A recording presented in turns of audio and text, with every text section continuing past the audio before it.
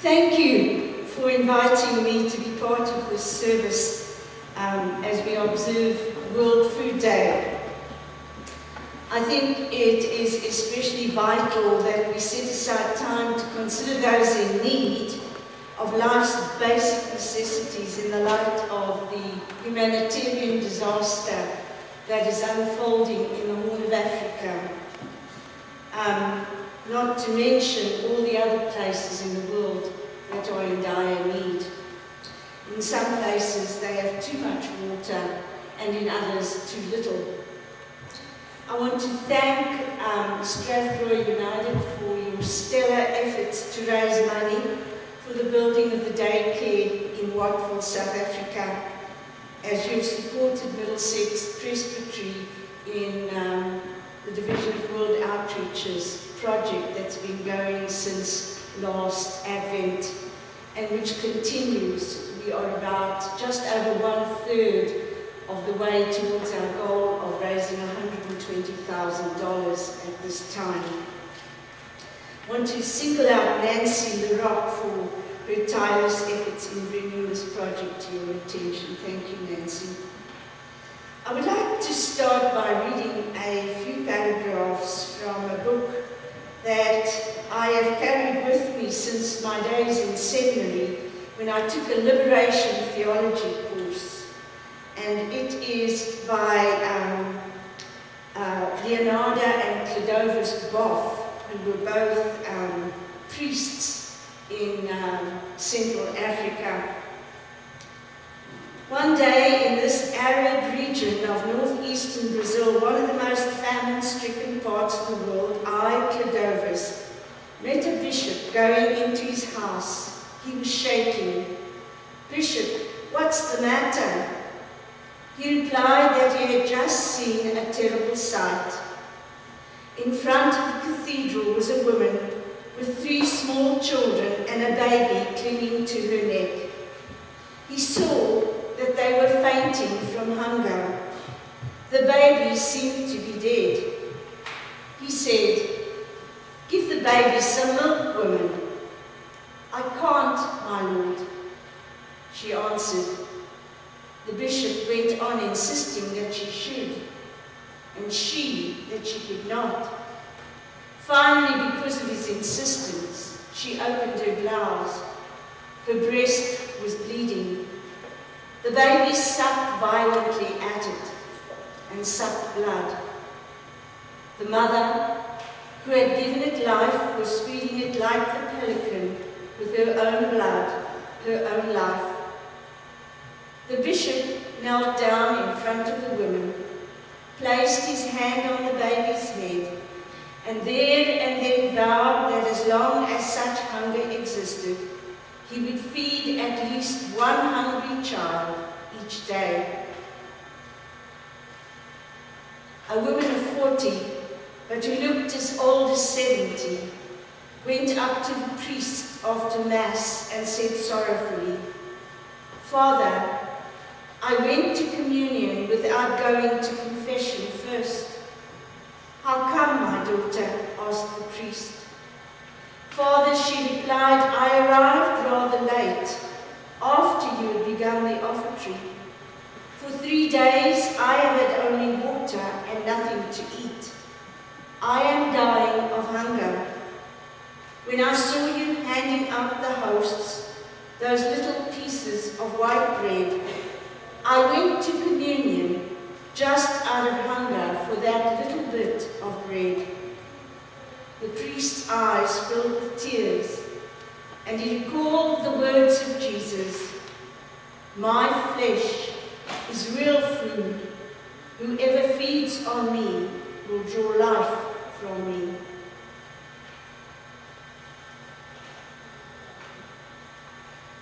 As a denomination, as Christians, whose text for living is the Bible, we are being called as never before to consider the main message of what we believe as it is expressed in our scriptures from the beginning to the end, and in both our readings this morning, to share our bread with the hungry and to shelter and clothe the destitute, and to welcome strangers.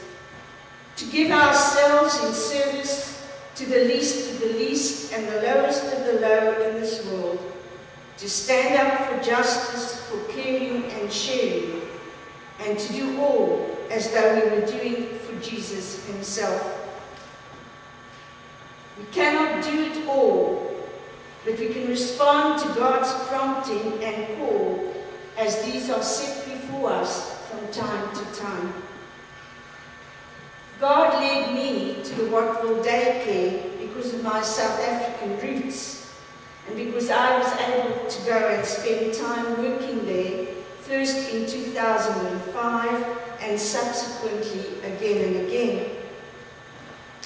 And so I see myself as a link between two parts of the world and wanting to make a difference.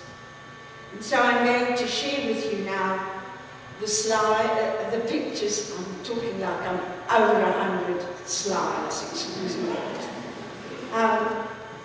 The PowerPoint and the photographs. And I'm going to start with the most recent pictures that I took when we were there.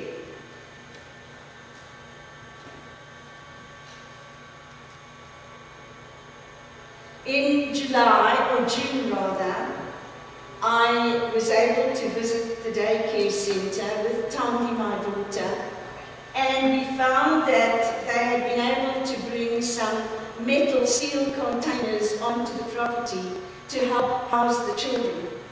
And when the day there was a bitter winter day, and the children, some of them, I can't remember, I think there were about 50 in this one container, were huddled together trying to keep warm.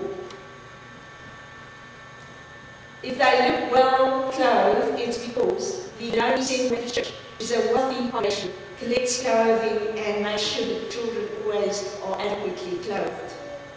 And the Benoni Central Methodist Church is the congregation that spearheaded the founding of this daycare.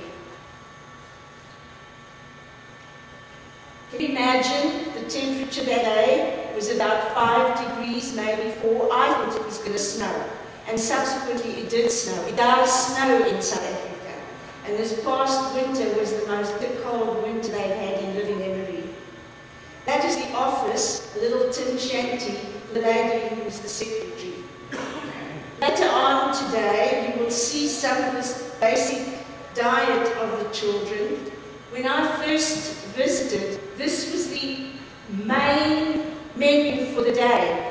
Corn porridge in the morning, corn porridge at lunchtime, and at lunchtime a little watery, meat-flavoured, like packaged meat-flavoured sauce put over it.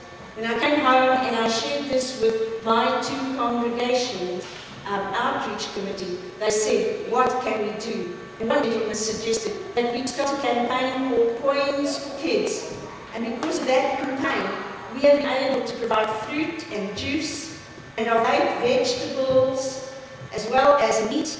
And the day I was there, this lady, Anne Heslett, is an absolute angel, has a little white Honda fastback Civic thing, goes through all the bumpy, muddy roads and through some areas where if she can get hijacked by criminals. But every single week she goes and she takes some of the money that we are gathering at churches, and she goes and she buys the supplies and delivers them. And the day I met with her, we did that. This is the lady who is the secretary principal of the school, and her name's Puma. I remember that because it sounds like Pamela. And these children were coming to fill up this pail of water from only faucet on the property so that they could wash their hands before they ate their lunch. 170 kids washing their hands in this little ship water, and a couple of other dishes that are set up. We'll see more of that later. I would like to introduce you to some of the children. This is Manyana Vilakazi. He's HIV positive and he's 5 years old. Both his parents died when he was an infant. His grandmother, who is 59, takes care of him, and 2 older sisters. This is Tulani Pupuni. He's 4 years old, and he and his sister, who is HIV positive, are cared for by his grandparents. Both his parents have died of AIDS. Fortunately, he is not AIDS positive. This is Kaletzro Mabasu, and he is 3. His mother is not working. He has no knowledge of his father. And his mother refuses to get tested or to get him tested for AIDS for fear of ostracism. This little girl's name is Ulani Broi, and she was also the one getting the water at the faucet. Her mother cannot work. They live in severe poverty in a tiny little shack. Her mother sells peanuts and chips to try and make a living. And if you look at her arm over there, she has an open, gaping sore. And that was sustained because of the open tin fire in the tin shack in which they live.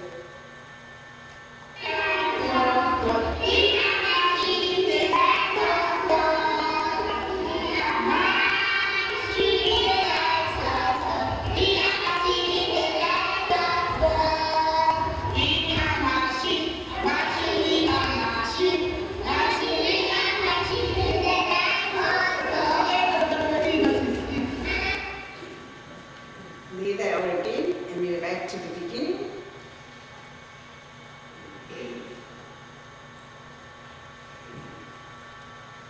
I'm going to do this, you know.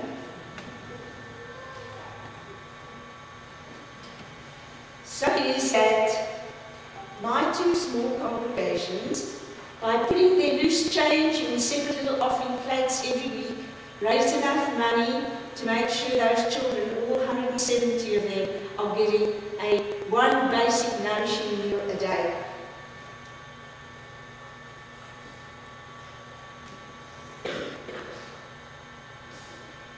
I'm not about to shout help yet. There we go. So, about a year and a half ago, I received an invitation from, or a letter from Bulumanyako Projects, which is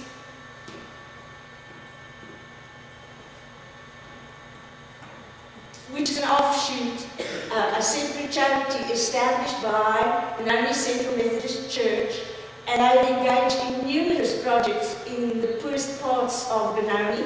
That I received a letter from their secretary asking if we would partner with them to build a daycare for these children who are being housed, as you see, in grim circumstances. The picture of a little boy eating the porridge is where they are in the summertime and the weather's warm enough. They just put tarpaulins on the ground and the children will sit out in the open. So in the winter they have to contend with the cold, and in the summer the intense heat of Africa.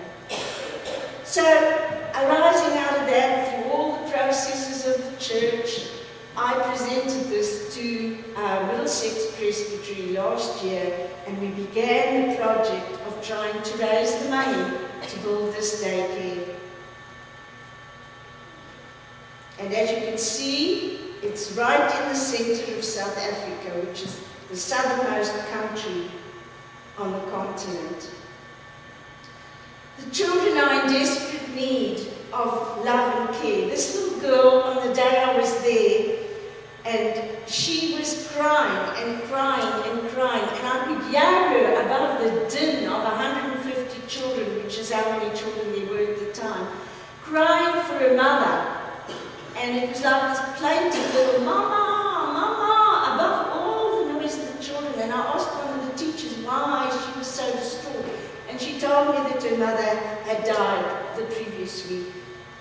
And so I took her and I cuddled her, and the teachers told me not to do it because they said, you'll have all the children lining up for a cuddle, and we don't have enough time to cuddle them. So the children are desperate for a human touch. We got a thank you letter at Melville and Van Eyck for Christmas care packages that we told Anne to purchase for them at Christmas. And all the children got something to take home, and the teachers got a cash Christmas bonus, which was more than their month's salary, and they were just thrilled to bits. We've been providing the fruit and the food for the last 5 years. And the children, if they try to put them all in one room, they have a space of 20 by 30 feet for 170 children. And it becomes quite the task to provide them with an opportunity to do some activity. And as you can see, quite dangerous, because they've got the church chairs piled up there, which could fall on them. And so we want to provide a clean, spacious and safe building for the children of Watford. And these are pictures of Ben at his daycare in Hong Kong. We don't even dare dream of something that fancy, but it'll be better than what they've got now. These are the toilet facilities, and when the children are done, the stuff gets dumped in the straw, and the straw gets carted away once a week and replaced. That is where the children wash their hands. And we can help them to move from that to this and make a huge difference. They have their little backpacks, and those too are provided by Benoni Central Methodist Church.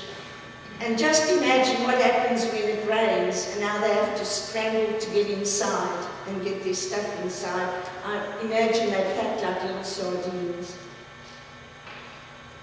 That is the kitchen, where food is prepared on 2 burners for 170 children now. This is how their dishes are done. I didn't get the picture of the lady standing here at a tub washing the dishes, but they just get put on the ground and put in these 2 baskets. And the daycare is set, and this is an after-school care place that's grown out of the daycare at one of the high schools.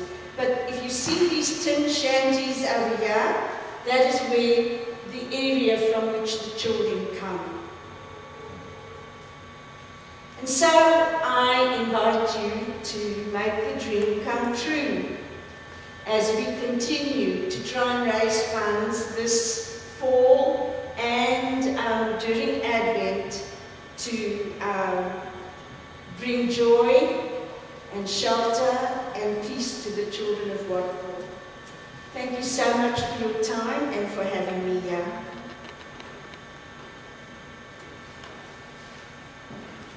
I don't know how to switch it off.